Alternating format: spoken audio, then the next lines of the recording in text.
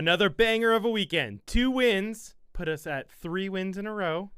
80s night happened at the Odd on Friday when we faced Owen Sound.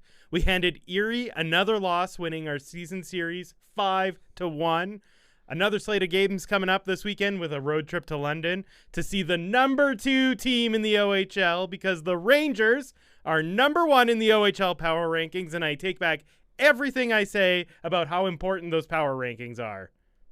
Welcome to the AudPod.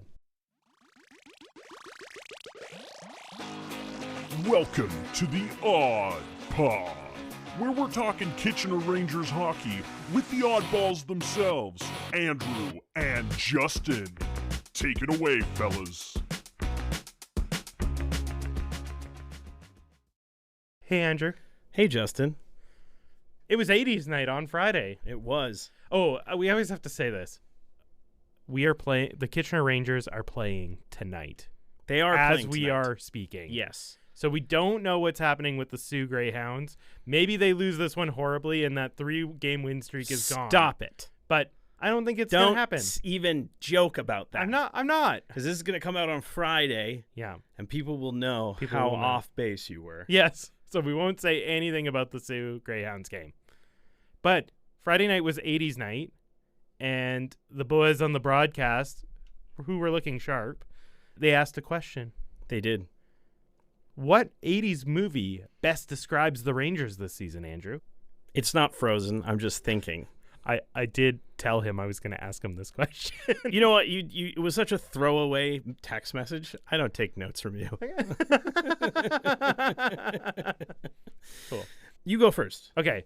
So I picked Ferris Bueller's Day Off. Oh, nice. So it's at the beginning of the season, the Kitchener Rangers set up this elaborate ruse that they were a rebuilding team. True.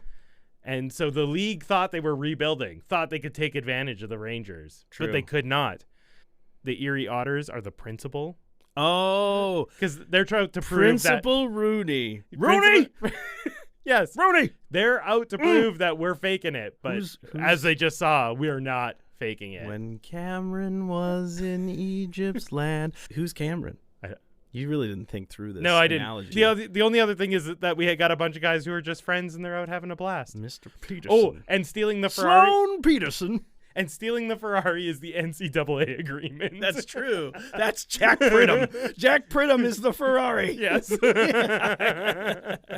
I love it. Yeah. I love it. Yeah. Okay, Yeah. Did you come up with one?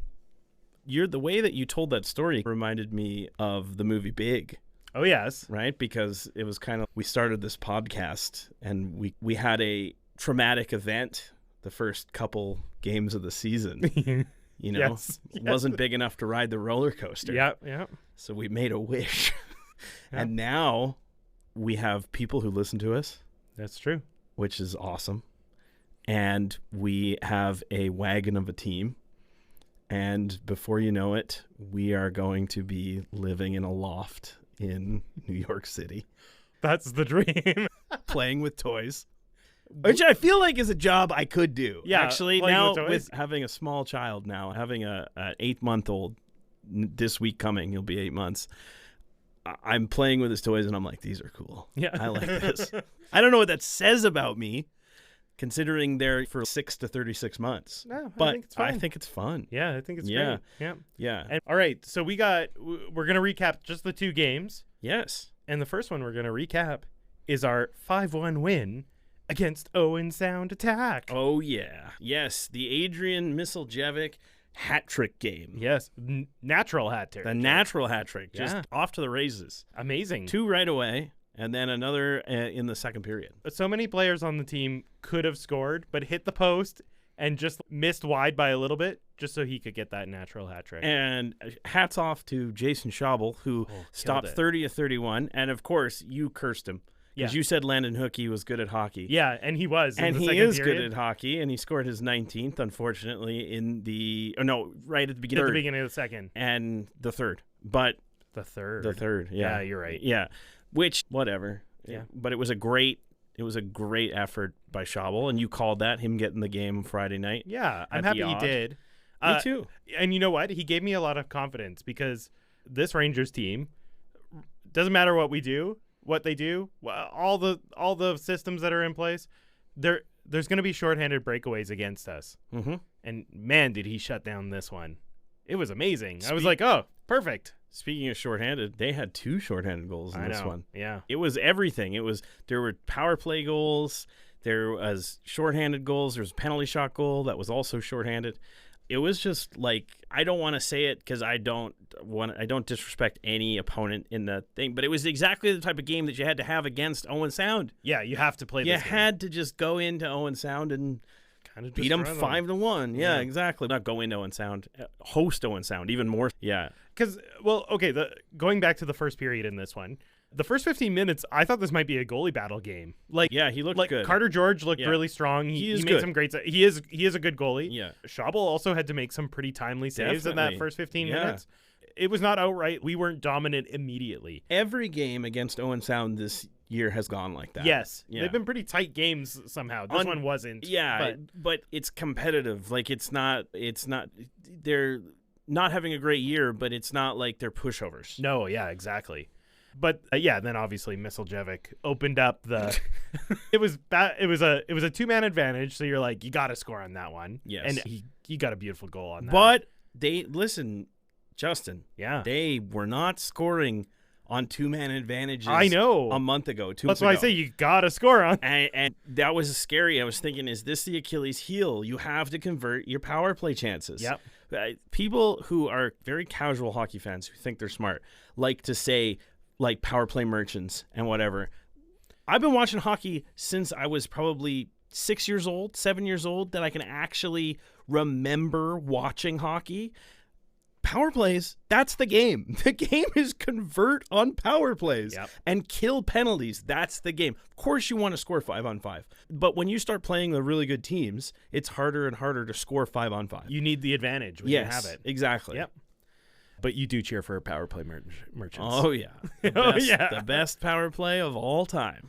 So the second period of this game against Owen Sound, back to this game, the attack came out pretty strong at the top of the second period. And this is a common theme for the 2 games that we're going to talk about this weekend, is that the 2-goal lead going into the second almost didn't feel like enough. I agree. And that it got a little dodgy.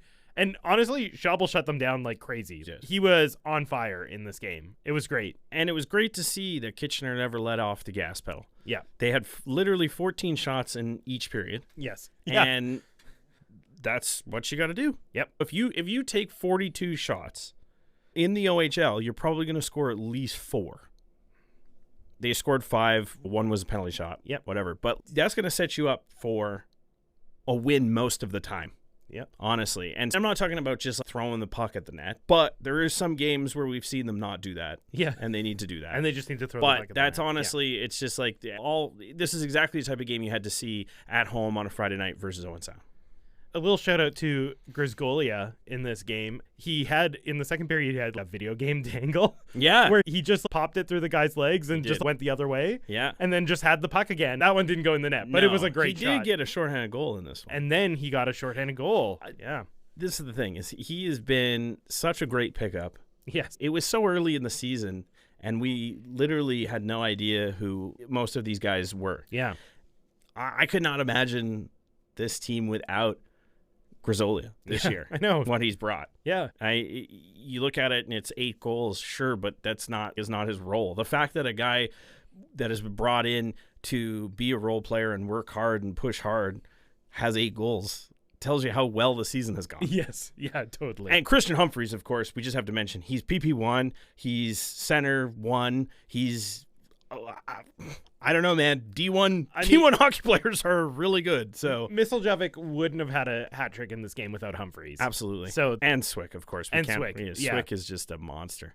And although we did not need it at all at this point in the game, Pridham had such a beautiful penalty shot goal. Yeah. But he was sniffing all game. Yeah, he's one of these guys that I'm like, he's eventually going to get it. Yes. If you had to guess, like at the beginning of any game, who's going to score, he would have the highest odds, I think, of just having, and him and Misaljevic, obviously. But if you're just thinking, like, who's going to convert on a chance? Yeah. Jack Pridham is going to get one if he gets enough opportunities. It's for sure happening because he's too fast. Yeah. He just outskates everyone. Speaking of a lot of opportunities before he got a goal, Jack Pridham, the second game we played was against Lil Bro, Yes. the Erie Otters. Affectionately known Erie Frauders. The Frauders. The Frauders, Lil Bro, the Little Brothers. Where we won our 5th straight game against them, 4-3. Remember when they won the first game? Yeah. Yeah. That was barely. That was like the pool hall ringer, where you're like, yeah, let's play a game, and then you let them win, and then you say, why don't we play for a bit of money this time? Yeah. That's what my grandpa did to me. It's a different life. To a child. Yeah. But okay, so this game was not so cut and dry that we were going to win this one. Not at all. The first period, it looked like we probably could have turned it off after the first period and went, they're probably going to win 37-0. I thought they were going to destroy them. Yeah. After the first period. There was a little bit of humble pie going on in the second. Yeah. A little bit. Because I was, these guys aren't even in our class. No, but they did. They got a little help from their zebra friends. Let's get there. Let's build up. Let's build up to it. We'll build up to it. Okay, first period, we outshot Erie 22-11. Yeah. And it could have got ugly because there was like Bilecki basically saved a goal at one point against Erie. Yeah. And then it took 15 minutes for Misaljevic to get the first goal. It did. It was like dominance, but we didn't get anything. Yeah. For 15 minutes. Yeah. It was dominant, but the pucks weren't going in. Yep. And it was 0-0. And then finally, of course, the man, the myth, the legend, the mythal. The mythal. The mythal. The mythal. The man, the mythal, the legend. Adrian Misaljevic scores, of course, for Tanner Lamb. He gets a chance like that, he's going to convert. This is what we're seeing. This guy is on the hot streak of all hot streaks now. They were talking about how he hadn't scored in like 10 games. So he's making up for lost time, which is great because this happened last year. He had a lot of points at the beginning of the season, and then I guess his point production just dropped off. Yeah. Funnily enough, at the same time that the Rangers went on a skid. Yeah. So he is an integral piece to this team and continues to be. And then Chromiak gets a goal in the first period. And now it's starting, the levees have opened because that was literally 29 seconds later. Yes. So that was one of the hardest working goals. Romano worked that puck in. That was not an easy goal. They earned it. They earned it good. And they were like heavily out shooting. It was 22-12 or 22-11. Yeah. And it looked like, okay, the levees have broken. We're going to come out in the second period and we're going to see the Rangers put in 2 or 3 more. Yeah. And it's just going to get ugly, but that's not what happened. It did look like we were going to get 2 or 3 more because for the first 2 or 3 minutes, we had the puck the whole time. Mm-hmm. And then the tides turned. And then I don't know if the boys packed it in a little. I have no idea. The calls started to get... Yeah, wacky calls. Wacky calls. Yeah. All right? There weren't a lot of them, but they were wacky. Yep. That's all I'll say. Yep. All right? And I also just believe that there was so many missed calls. Yes.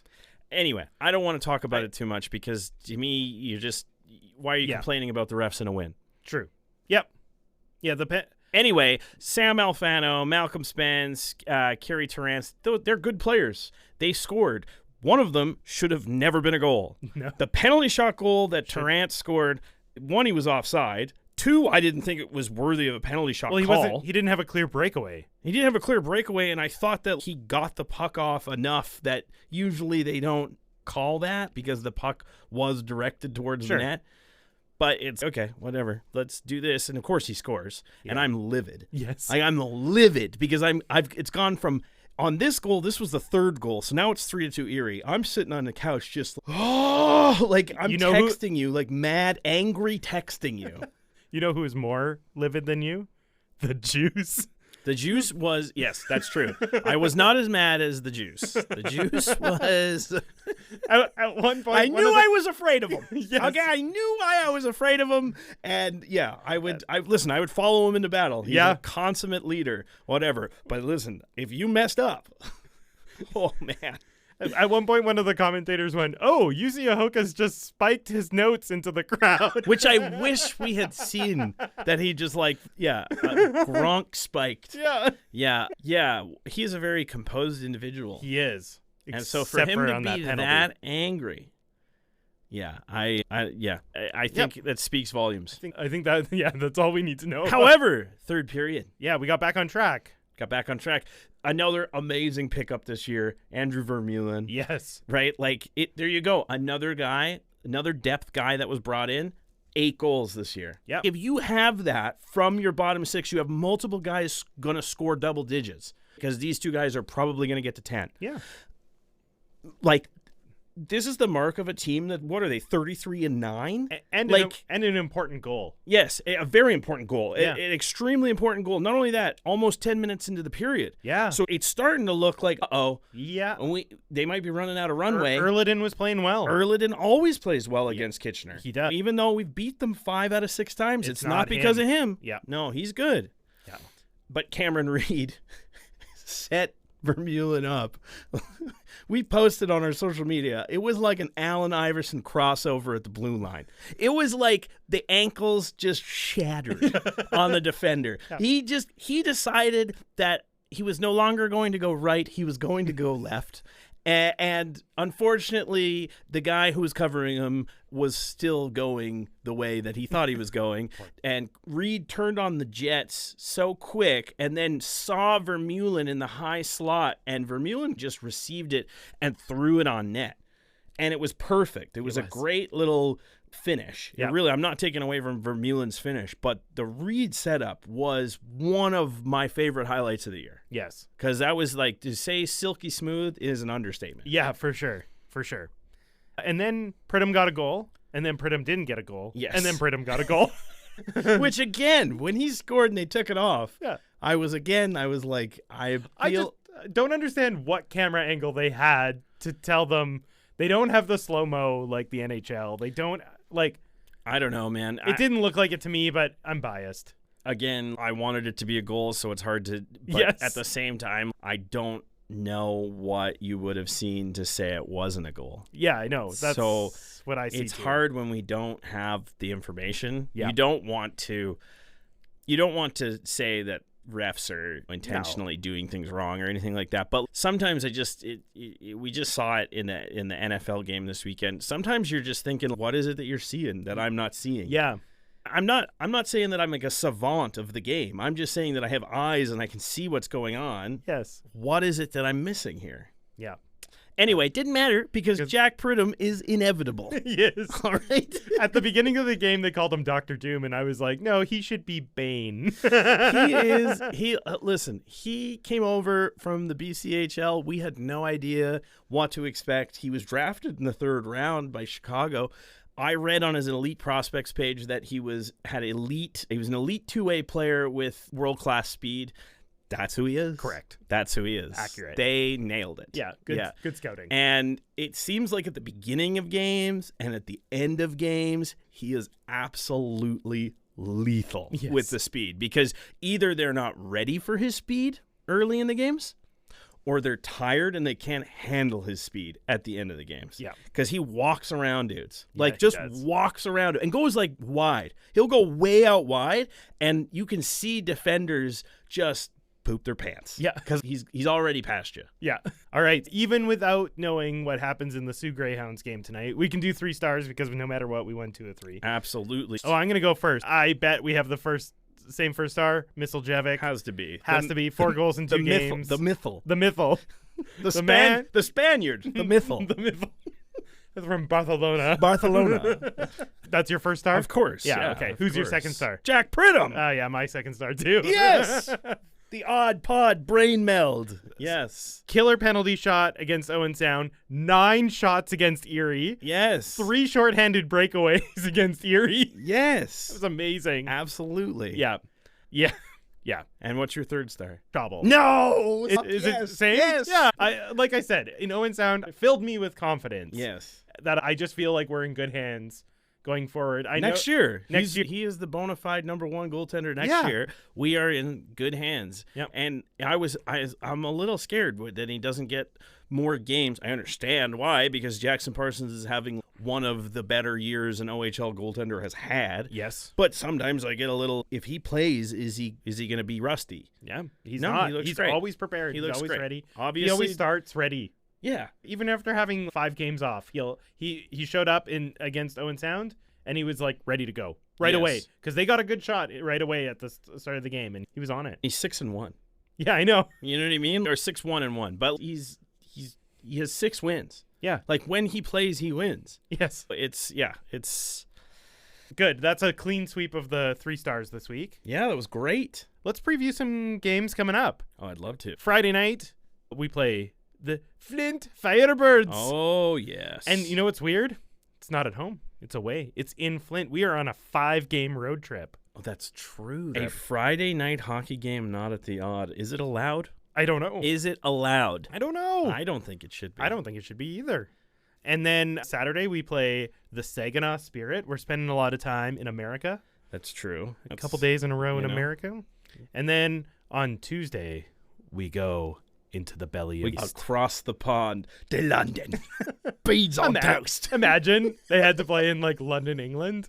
Yeah, the way the NFL. It's always like a Tuesday the night way the game. NFL plays like a random game in London just to globalize the league. Yeah. Yeah. Try and get football, like the word Let's football try going. and get the OHL big in Europe. Just one London game. Yeah. Yeah, so that's our games. Flint, this is our last meeting of the season. We're 2-1-0 against them.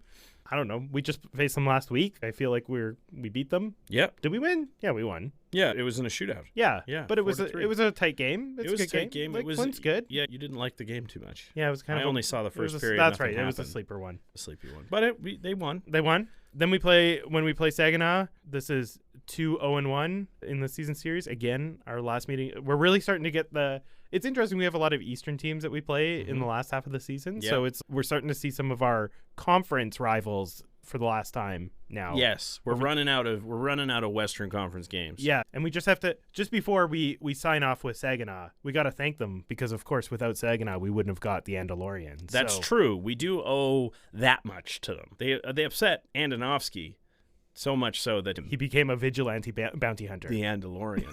Yes, yes, he gave us that moment. Yeah. Yeah. And then London, we're 1-2 against them. They're one of the only teams that we have a losing record against so far this That's season. true. So we can change that. We can tie them up in this game. Yeah. And we have three more meetings with them. That's great because I feel like we're trending up. yeah. I think there's confidence there. We got the monkey off our back. We beat them. Exactly. Yep. Christian Humphreys is starting to really gel with the boys. Yeah, there's just so much depth. Yeah. There's so much depth, much man. depth. Just to see some of these guys who can't get into the lineup. Yeah. And at the beginning of the year, we thought they were going to be guys that were going to be in the lineup all the time. Yeah. It sucks, but we haven't even talked about the absence of Ellenis. No. And that's not to take away from Luke Ellenis' game, No. who is one of the leaders on the team. Yeah. But he's injured, and we're still rolling. We're still rolling. Because that's always going to happen with teams. Is Yep. You're going to have an integral piece get injured, and what do you do? Yep. Hopefully, we get to see Ellenis back soon. Hopefully, at least for the playoffs. As long as you can get back for the playoffs, because we're in. Yeah. And I think we're going to be a home team. Hopefully. So we're going to be hosting the first round no matter what, no matter where they finish, right? They're not dropping beyond the wheels falling off, knock on wood. I think this is plastic. There you go. Beyond the wheels falling off, they're going to host first round. Yeah. Get Ellenis healthy and come back. That would be amazing. That'd be great. Come back for that, and that'll be such a shot in the arm. And he's going to be hungry. Yep. And hopefully it's not that bad. Hopefully he's back before that. But you never know. You don't know. There you go. Yeah. All right. News around the OHL. Yeah. We didn't pre-talk about this. Oh, we didn't. But the only thing I got on the list is Erie relieving their head coach, Stan Butler, after an 11-day suspension and an internal review. So I don't think Kitchener caused the fire. we didn't. I saw it and I was like, we didn't do that. We No, didn't do it. but Don't blame us. It's a little bit concerning. That's the road. That just, to me, that screams that something probably is bad has happened.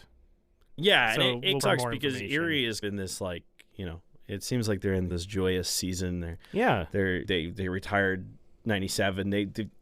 It seems like the vibes are good in Erie as far as the fans and all this kind of Fans seemed stuff. super happy when they were winning briefly. Yeah, there's people in that building. For That's sure. and there's support there, and it's just Oh, that's not great.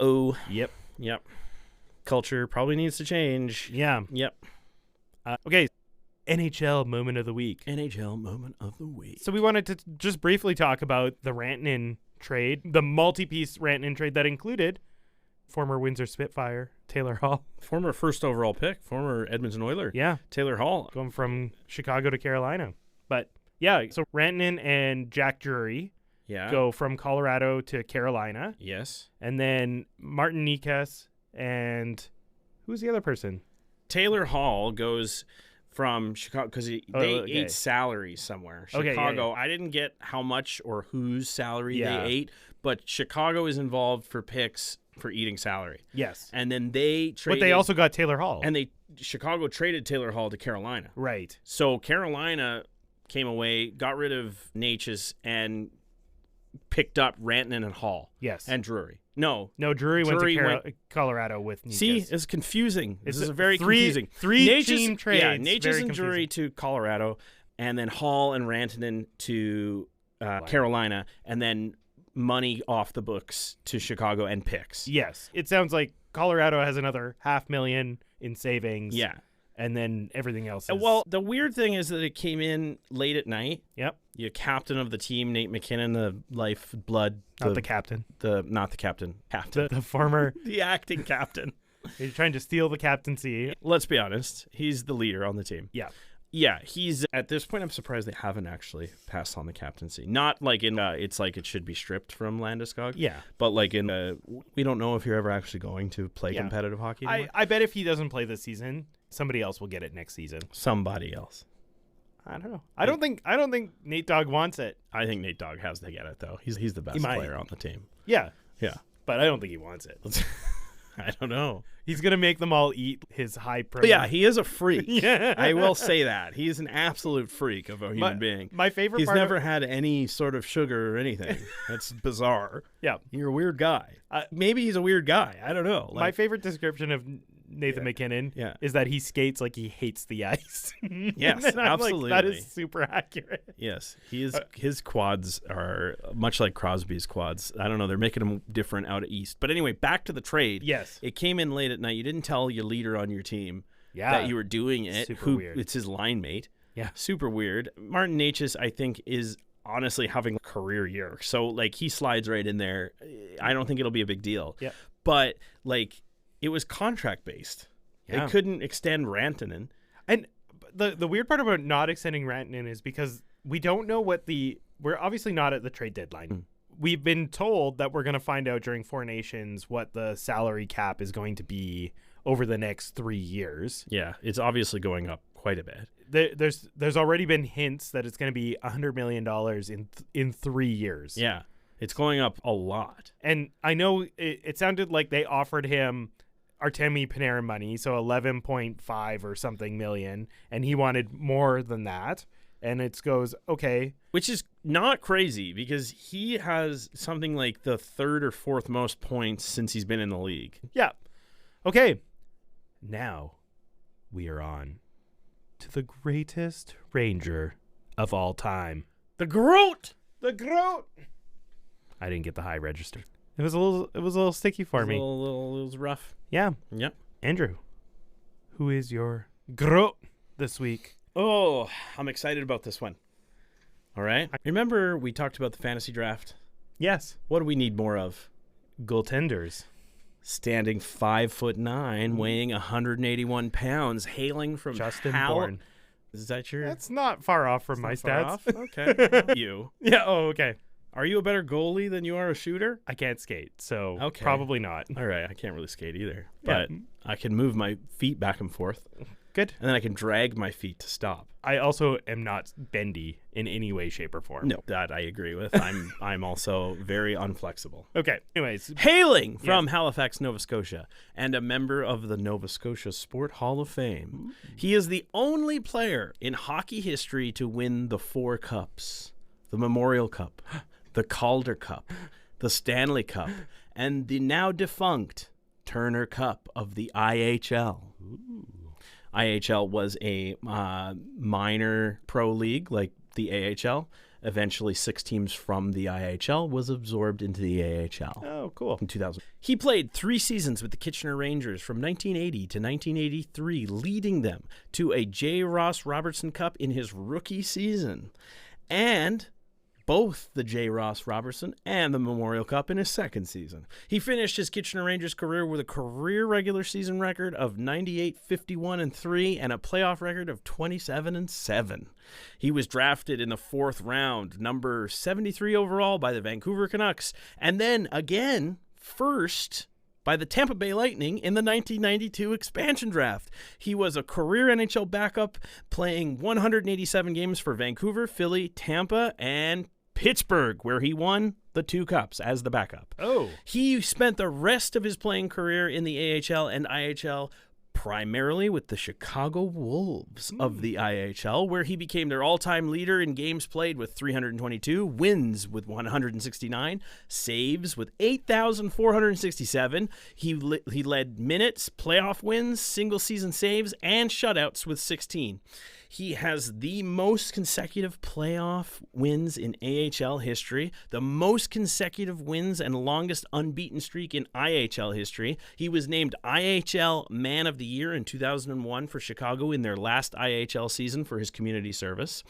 Chicago was absorbed into the AHL, as I was saying, in that following year. His number 1 jersey has been retired by the Wolves. It was the first jersey ever retired by the Chicago Wolves. He went on to become the Calgary Flames goaltending coach from 2001 to 2003. That's a great organization. That was a pretty good time for goalies for Calgary, don't you think? Yeah. And then he became an assistant coach with the Wolves for 6 seasons until transitioning to GM, where he spent the last 15 seasons until being named vice chairman this year. Wow. He captured the Stanley Cup in 91-92 as a member of the Pittsburgh Penguins, the 1988 Calder Cup with the Hershey Bears, the 1982 Memorial Cup with our Kitchener Rangers, and the 1998 and 2000 Turner Cups with the Wolves. He was also behind the bench as a coach for the Wolves' 2008 Calder Cup victory, and he was the GM of the 2022 Calder Cup champion Wolves.